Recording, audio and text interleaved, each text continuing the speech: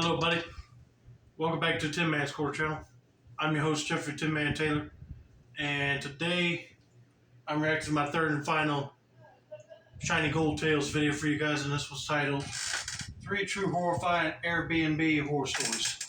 So without further ado, I'm going to turn these lights off, move the camera up here for you guys, and let's get this reaction on the road in the bag, shall we? Okay, here we go. This happened in the early years of my marriage before we had children. My husband and I were real travel enthusiasts back then, so we would try to go on at least 2 trips per year. It was tough to plan all that around both of our jobs and other family commitments, but it was important to both of us, so we put in the effort and managed to see some of the greatest spots in the world. One of these trips was to Miami, Florida. Not exactly the most exotic destination for us, since we lived in Jacksonville, but we were excited nonetheless. Hey, I would do something similar. You don't have to fly or drive over 1,000 miles just to get to another city or town or some other tropical paradise. You could just go to another neighboring town or city in your state and have a good time at a nice restaurant, or go check out the movies over there, or some other source of entertainment. But anyway, let's continue on with the story and see what happens next, shall we? This was right around the time when Airbnb started to get more popular, and we were looking forward to trying it out. Hotels are nice, but they tend to be the same everywhere. There was something a little more exciting about renting an actual house in the city where we would be exploring. The place we settled on was a 1-bedroom unit on the main floor of an older house. The place was split up into several different apartments. All of them were available for rent on Airbnb as well. It looked nice based on the pictures, and the neighborhood had a quaint charm. That would be nice if I had a bunch of friends and we did not want to get a separate Airbnbs, so they can try to book each other room for themselves. But it would not be nice if I was just going somewhere by myself with a girlfriend. I'd rather just have a single house Airbnb. I never tried renting out Airbnb before, but trust me, if I started going out places by myself, I might look into that instead of spending a lot of money on a hotel. The kind of charm you just can't get from staying in a hotel. We booked it for just 2 nights, since it was going to be a quick weekend trip. When the weekend came, my husband and I made the long drive from Jacksonville to Miami. We had taken the afternoon off work so we could arrive at a reasonable hour, since it was about a 5-hour drive. I texted the owner when we were about 30 minutes from the house. He was going to give us the keys in person. I've stayed at Airbnbs since then, and they have a whole system where you can get the keys without seeing anyone in person, but things had not become that sophisticated yet. When we arrived in the neighborhood, I was slightly disappointed. The quaint charm that I was expecting turned out to look more run down than anything else. We arrived at the house, and the owner was waiting on the porch. We got out of the car and walked over to him. He was an older man, probably mid-50s. Tall and thin, with a bald top of the head and long gray hair at the sides.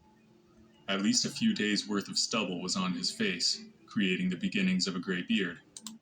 To be honest with you, I wouldn't mind staying in a house that's 2 stories like this, but if it's not kept up and there's grass growing up like this house is showing right here, I would be reporting the homeowner to the Airbnb app and saying that guy did not tell us about the condition of the house, just so that he could be blocked and nobody else gets conned into renting out his Airbnb. I know that sounds kind of rude, but people shouldn't post pictures of their quaint house if it's not kept up like this, because then a lot of people will see and be like, I don't want to stay in that place for a whole weekend, but let's just see how long they stay in this house and if they make it through the weekend in it. He seemed friendly enough, though. We exchanged small talk for a few minutes before he gave us the keys. One thing that struck me as odd was that he actually lived in our unit, but would rent it out occasionally for extra money. Surprised by this, my husband asked him where he would stay, but he just brushed off the question with some non-answer like, "Oh, don't worry about me," or, "I'll be fine." I will have to admit that I did worry about him a little bit. How strapped for cash would you need to be to rent out your own home on Airbnb? I doubt he was able to find anything significantly cheaper than what we were paying. Unless he had a friend or family member to stay with, then it really didn't make any sense. We took the keys anyway and waved politely as he left. It was still around 6 p.m., so we went out to dinner and then went for a walk at the waterfront. We had all but forgotten about the strange owner while we took in the beauty of the city at night. At around 10 p.m., we decided to call it a night. It had been a long day with the drive, so we were eager to get some sleep. I climbed the 3 or 4 stairs up to the porch and unlocked the front door. My husband and I stepped in and closed the door behind us. Then we went to the bedroom. I fell asleep as soon as my head hit the pillow. In the middle of the night, I was awoken by my husband shaking my shoulders. He whispered in my ear, "Wake up, there's someone in the house." I sat up, and I could hear the footsteps of at least 2 people outside the door of the bedroom. We quickly got up and pushed the dresser in front of the door and sat in front of it using our weight to reinforce the barricade. Not more than 10 seconds later, someone started banging on the door, trying to open it. They didn't say anything though. I wanted to call the police, but our phones were out of reach, and we were afraid that if either of us left, then the other would not be able to hold the door closed. We sat there in a deadly stalemate for another minute before I shouted, "What do you want? Get out of here!" As soon as the words left my lips, the banging stopped. I could hear whispering on the other side of the door, but I couldn't tell what they were saying. Then they just left. The fading sounds of their footsteps was music to my ears. As soon as we were sure that they were gone, my husband called the police. When they arrived, we told them what had happened and that we were unable to give them a description of the men. As it turned out, the police were familiar with the owner of this house. He's had some trouble with the law, and it's known in the community that he has a bad drug habit. I'm not sure if they were supposed to tell us that, but they did. My guess as to what happened is that the owner of that place owed money to the wrong people, and that night, they came to either get the money or do something to him. When they heard the voice of a young woman behind the door, they must have realized that he wasn't there and left. We were pretty upset with the owner for what he did to us. We left him a 1-star review, which I think is too generous. Unfortunately for him, that is not his biggest problem. I can see why he needs the cash quick, just to pay off some drug trafficker people. And if he don't pay him up, they were going to come and visit. I wouldn't even left him a 1-star review. I would have left him a half or none at all and just write a bad report about him on the Airbnb messaging app.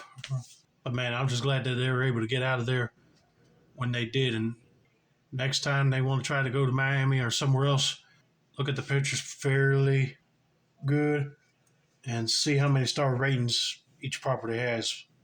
All right, let's get on to story number 2, shall we?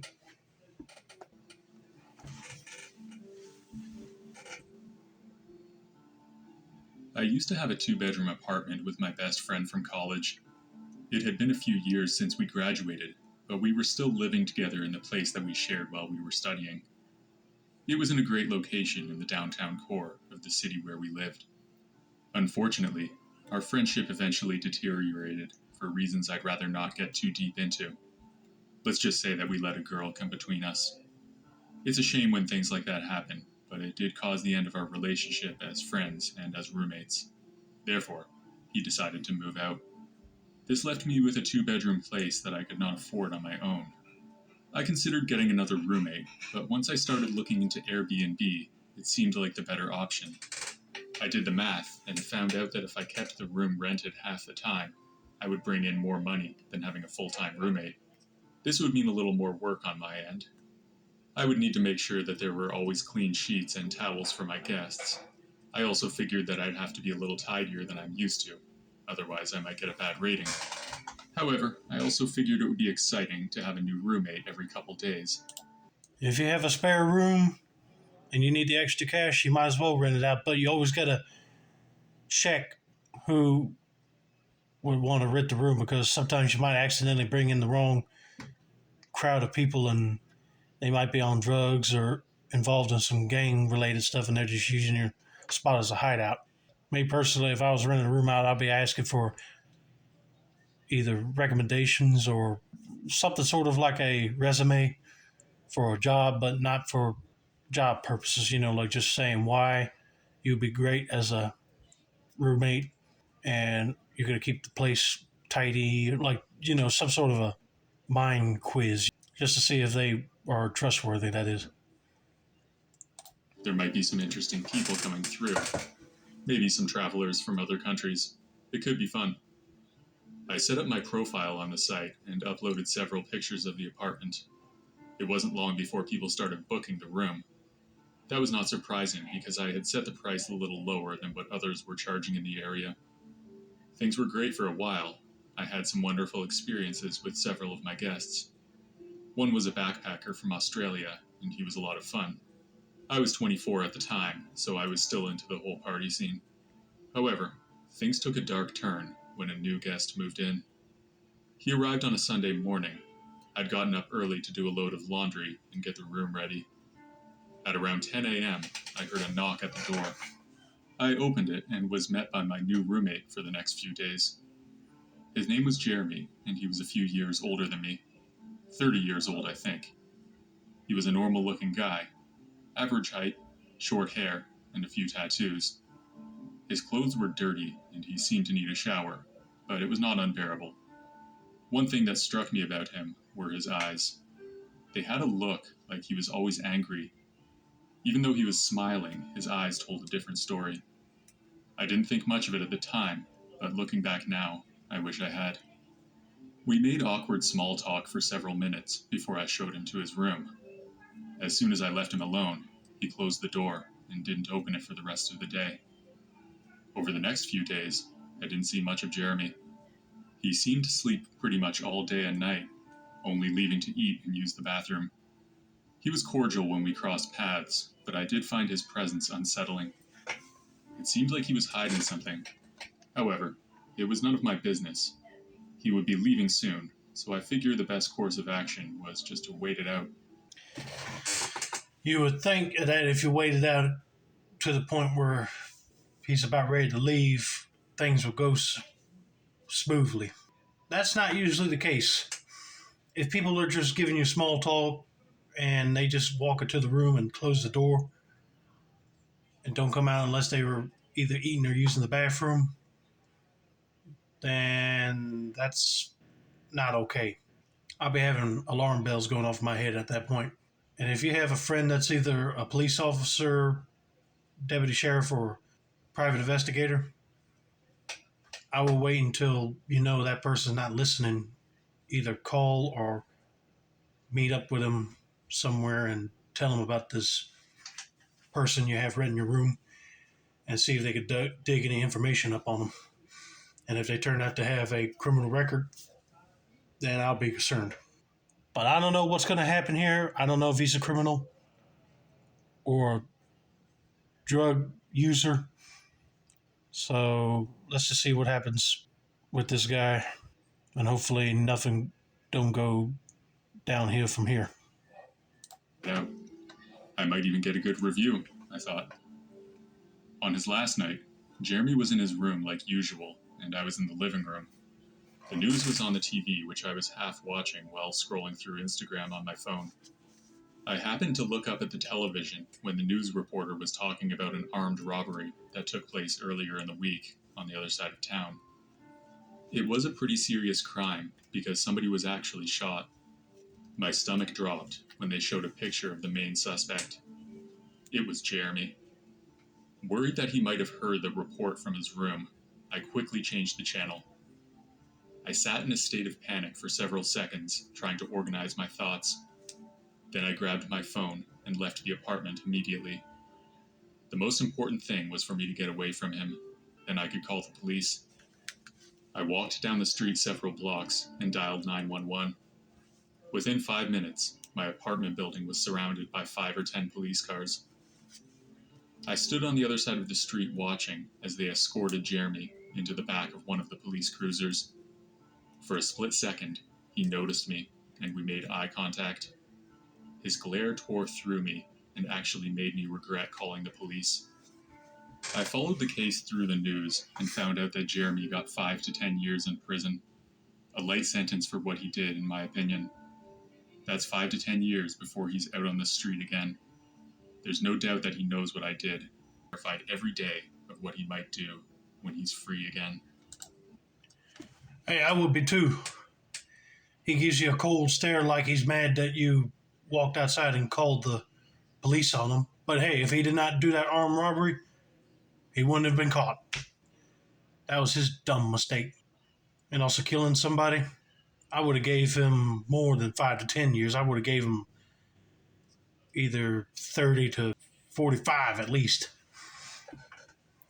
So if they only give him 5 to 10 years, I would be searching for a new apartment quick, because one thing's for sure, if he gets out, he probably won't revenge on you before he finds you again.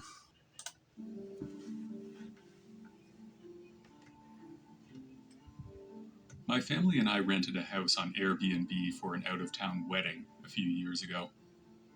There were 8 of us that were going to be staying there, so all in all, it was a lot cheaper than staying at a hotel. We arrived on Saturday at around noon. The owner had texted me the combination to a lockbox that was bolted to the outside of the house. My uncle entered the combination and handed out a few sets of keys. I think there were 3 sets of keys total, so we would have to share. The first day was the rehearsal for the wedding. I won't go into much detail about that since it's not important to the story. After it was over, we had a small party at the house. My family doesn't get together often, so we used this as an opportunity to catch up and have a few drinks. Everyone had called it a night by around 11:30.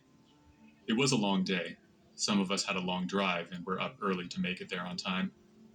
My parents and my aunts and uncles took the bedrooms upstairs, while my cousin Julie and I slept on the couches in the living room on the main floor.